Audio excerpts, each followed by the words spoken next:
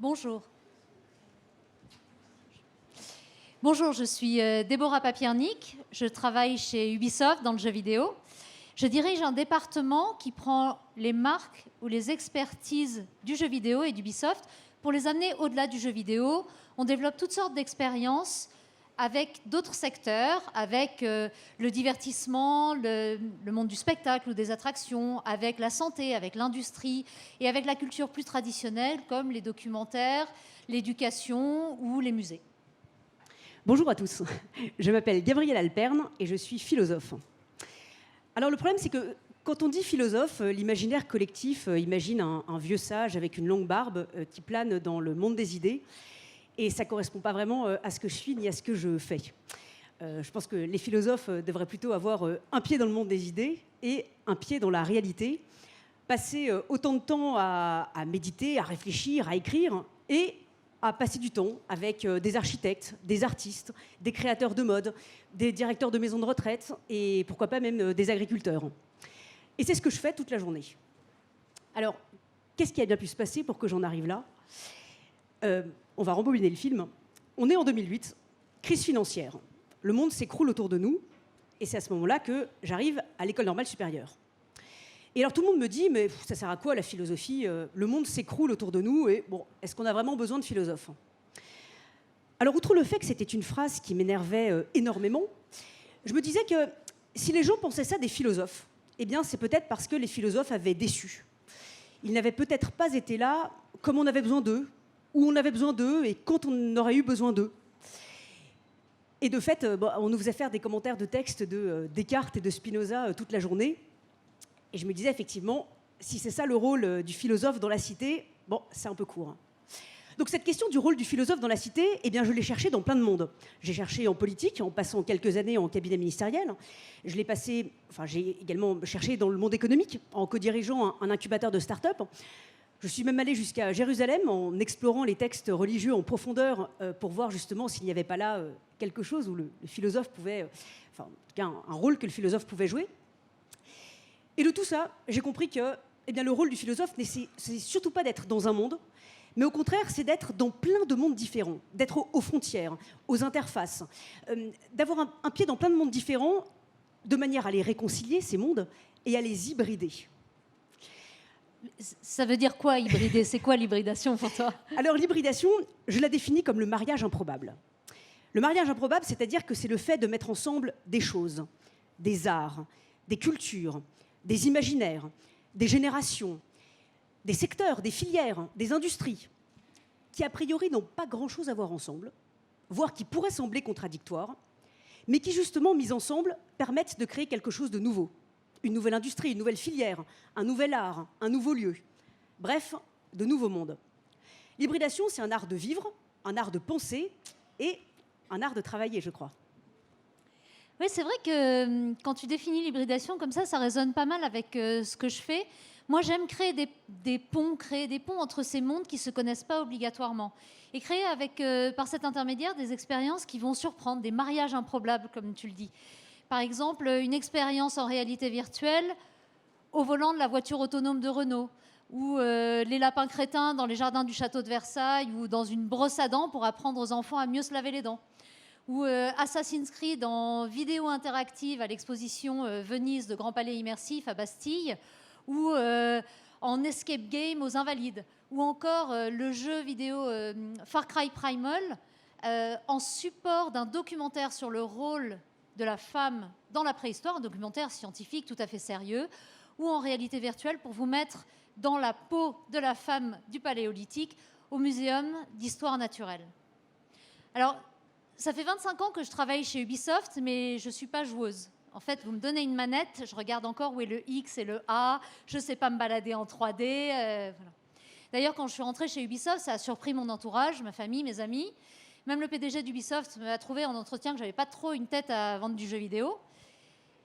Et finalement, ça me permet aussi de garder un certain émerveillement par rapport à cette industrie qui est très particulière, qui est un mélange de tech et d'art, et de finalement, en étant au cœur de l'industrie, mais en pouvant la regarder, de créer ces ponts avec des secteurs qui la connaissent moins, qui pendant longtemps d'ailleurs l'ont regardée un petit peu de haut et qui commencent à s'y intéresser, à se dire il y a des trucs intéressants dans le jeu vidéo. D'abord, c'est une vraie économie.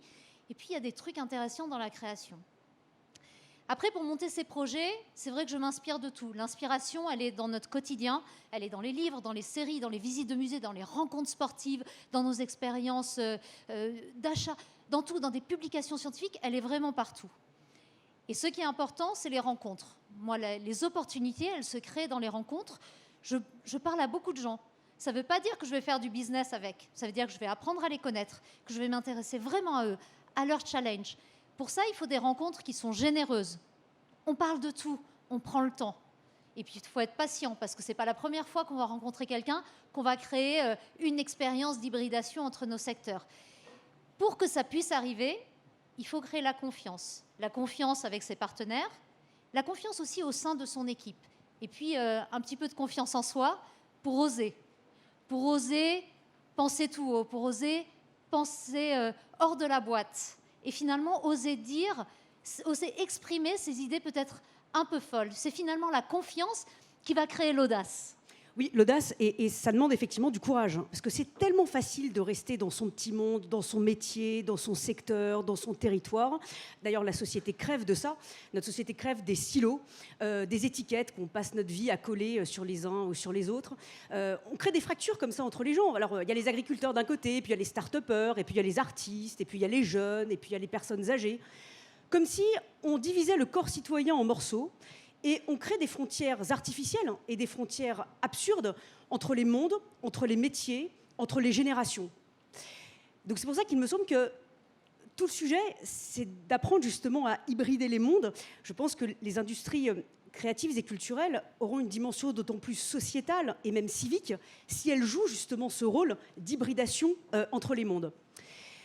Et autrement dit, en fait, si elles s'engagent. Il y a un truc qui m'a toujours amusé, c'est qu'il y a un vieux débat philosophique chez les philosophes pour savoir quelle est la différence entre un être humain et les autres animaux. Bon, alors Aristote a dit que l'être humain est un animal politique, sauf que, manque de chance, on s'est rendu compte qu'il y a d'autres animaux qui font de la politique. Et puis Saint-Augustin a dit quelque chose de très intéressant. Il a dit « On a créé l'être humain pour qu'il y ait du commencement ». Voilà, l'être humain, c'est l'animal qui est chargé d'apporter du commencement dans le monde, de l'initiative, de l'action. C'est une sorte de start-upper. Hein, voilà. C'est l'animal du commencement. Autrement dit, c'est l'animal de l'engagement. Et il me semble que cette question de création comme engagement est au cœur de ce que tu fais. Oui, je vais vous donner l'exemple de Notre-Dame. Quand Notre-Dame a brûlé, les gens dans le monde entier ont partagé les photos ou les vidéos de leur visite de Notre-Dame. Et les joueurs de jeux vidéo, parmi eux, ont ressorti leur jeu Assassin's Creed Unity, qui était sorti quelques années plus tôt, un jeu sur la Révolution française dans lequel on avait une représentation de Notre-Dame avec un modèle 3D qui était magnifique. Et eux, leur émotion à Notre-Dame, lors de l'incendie, leur rappelait cette émotion qu'ils avaient pu avoir en jouant aux jeux vidéo. Alors Ubisoft s'est engagé à donner de l'argent pour la reconstruction.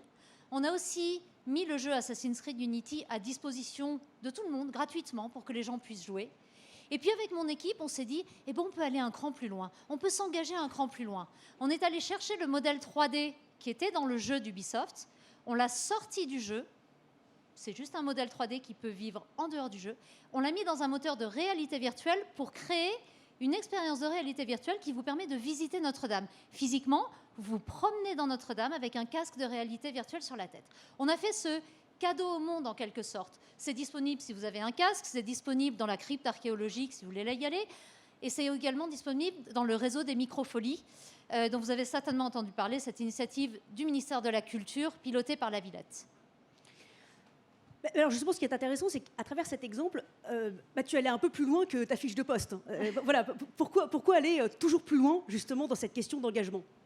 Alors ce toujours plus loin, je me demande s'il n'est pas un peu familial. Moi, j'ai vu toujours mes parents, mes grands-parents s'impliquer dans de l'associatif, dans la vie de la cité, être, en plus de son job, être conseiller municipal dans sa ville, être impliqué. C'est vrai que je le pratique depuis toujours en étant... Alors oui, j'ai mon BAFA, j'ai mon diplôme de directrice de colo, tout ça. Mais aussi, en plus de mon job... c'est vrai qu'il y a le fait de participer à des commissions, au CNC, les commissions PIA aussi. Il y a aussi être membre de conseil d'administration d'organisations non-profit. Il y a bien sûr la French Touch, dont je fais partie, dont je suis une des ambassadrices depuis 3 ans, cette belle aventure. Et puis même, dans mon quotidien, présidente de l'association des parents d'élèves du collège et du lycée de mes enfants, comme si j'avais que ça à faire. Mais en fait, c'est finalement prendre ces compétences et puis les emmener partout. Et puis transmettre ça à son équipe, transmettre ça à ses enfants. Mes 6 enfants sont scouts, tous, hyper impliqués. Ils me disent d'ailleurs, toi, tu es un peu délégué toute ta vie. Ouais, c'est un peu ça ma vie. C'est finalement mes compétences pro qui n'appartiennent pas qu'à Ubisoft, mes compétences perso qui n'appartiennent pas qu'à moi. Faire ce mélange pour créer des expériences, des activités qui sont là pour surprendre, pour apporter des solutions et pour enrichir nos vies. Hybridez-vous les uns les autres, soyez des animaux du commencement.